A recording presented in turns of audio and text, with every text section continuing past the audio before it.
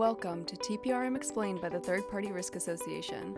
TPRM Explained is an educational series focused on topics related to third-party risk management.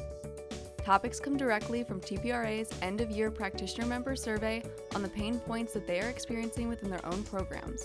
Today, we'll be discussing recertification and reassessments, including assessment types and cycle times, and evidence collected. Recertification and reassessment. Recertification relates to reviewing the third party's responses to the inherent risk questionnaire, as well as noting any changes to their profile, such as changes in legal name, ownership, locations, and the like. Reassessment relates to reassessing your third parties after the initial assessments have been completed and the contract is signed.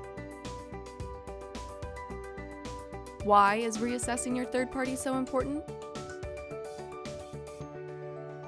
Because the level of risk related to your third parties can change.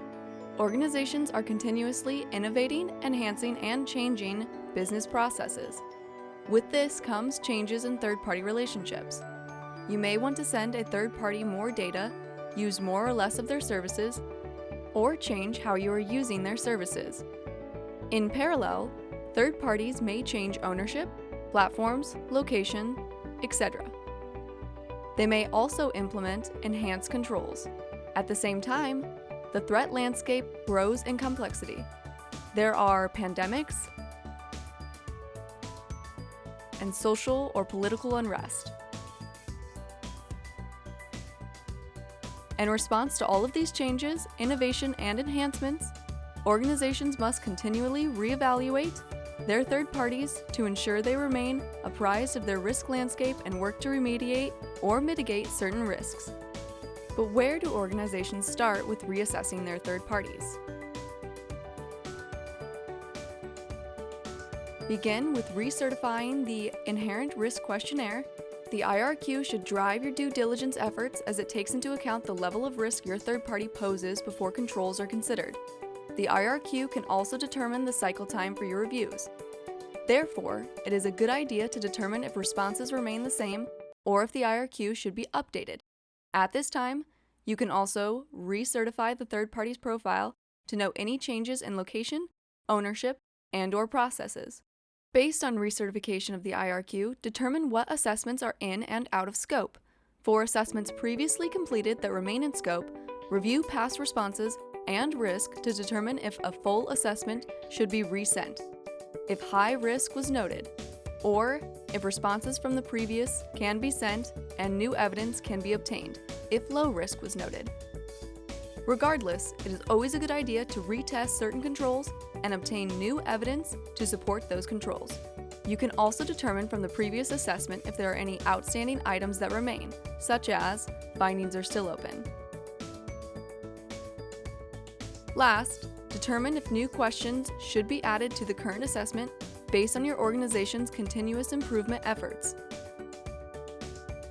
If a new assessment should be completed, ensure the third party understands why the new assessment is being requested and provide them with ample time to complete the assessment.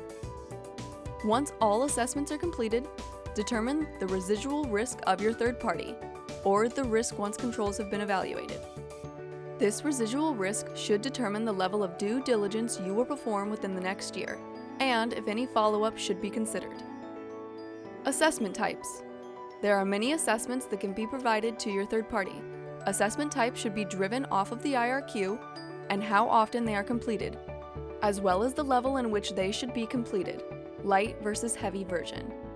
Should be driven off of the residual risk of the third party. Here are just a few assessment types that can be completed within the continuous monitoring reassessment phase. Information security risk assessment. This may include application, data, and network security, software development lifecycle, and service organization controls to Type 2 report reviews. TPRA is currently working on an information security questionnaire template in their focus group. Find out how you can get involved on our website under Practitioner and Vendor Events. Privacy Impact Assessment includes data management and regulations. Financial assessment includes evaluating the viability of an organization. Disaster recovery and business continuity covers techniques and processes for continuing business performance following a disaster. Physical access controls determines potential threats to properties, objects, or individuals, and the controls to mitigate said risk. Regulatory assessment involves evaluating compliance activities for your third party. Examples include ensuring compliance with payment card industry, HIPAA, and gaming. As new regulations are published, it is important to ensure if a third party is impacted by the regulation and if they have a process in place to comply with said regulation. Negative news monitoring.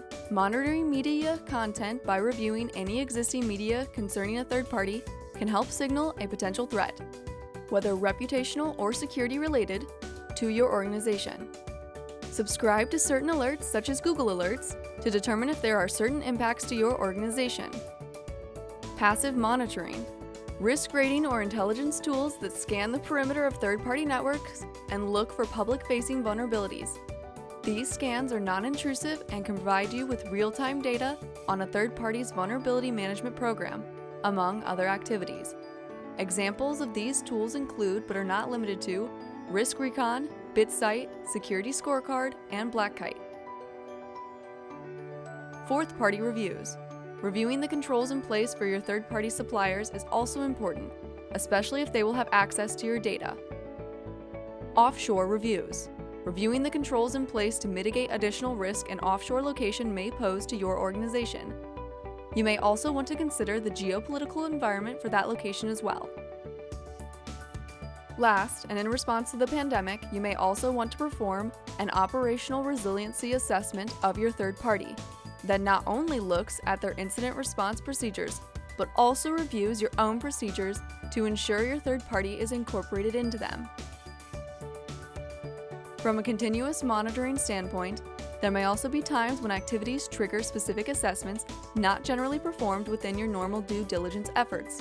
Certain changes in the relationship and/or way in which the product or service is leveraged may trigger ad hoc reviews.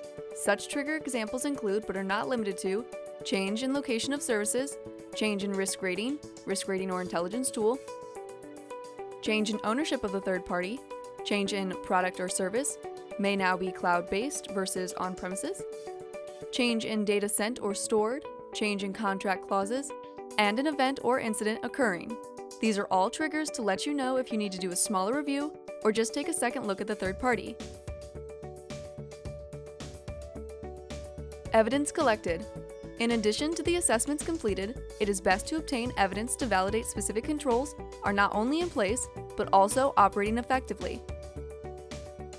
Evidence items you may want to obtain include, but are not limited to, penetration test, independent attestation, includes SOC 2 Type 2 reports, policies and procedures, proof of key controls to evidence effectiveness, vulnerability report or evidence of patching, continuous monitoring report, financials, DRBC plans and testing, employee counts, which includes key person dependencies and any significant changes that have occurred, network diagram, which includes cloud architecture and a data flow diagram, background checks, which includes policies and samples of actual background checks, employee access reviews, training, which includes broad scale, and specific or targeted training, model risk, which includes validation of models, and lastly, negative news.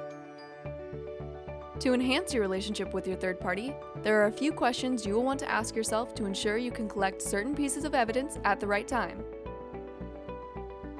For the evidence you are collecting, what is the scope? This ensures you only collect evidence for the product or service the third party is providing, and not for other services or products they provide to other clients.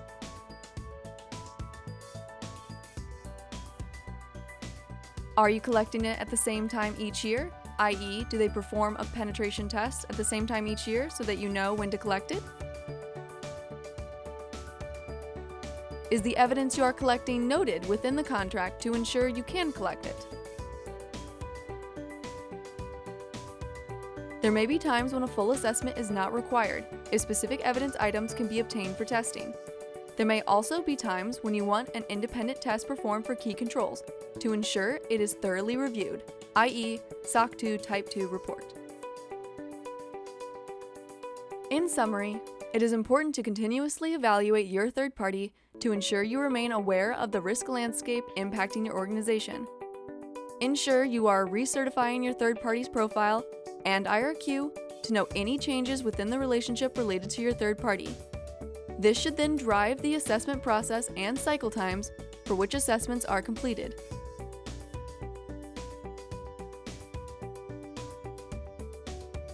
Lastly, it is important to obtain evidence for specific, higher risk controls you evaluate to determine if said controls are in place and operating effectively.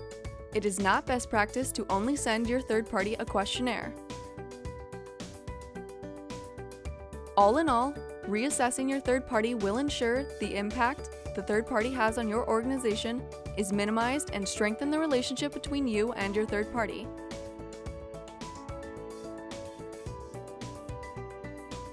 Thank you for listening to TPRM Explained on recertification and reassessments and helping us advance the field of third-party risk management. If you enjoyed this video, drop a like and a comment below, and subscribe for more videos by the TPRA. Follow us on LinkedIn, or check out our website to connect, collaborate, and discover, and join an inclusive and diverse community of TPRM practitioners.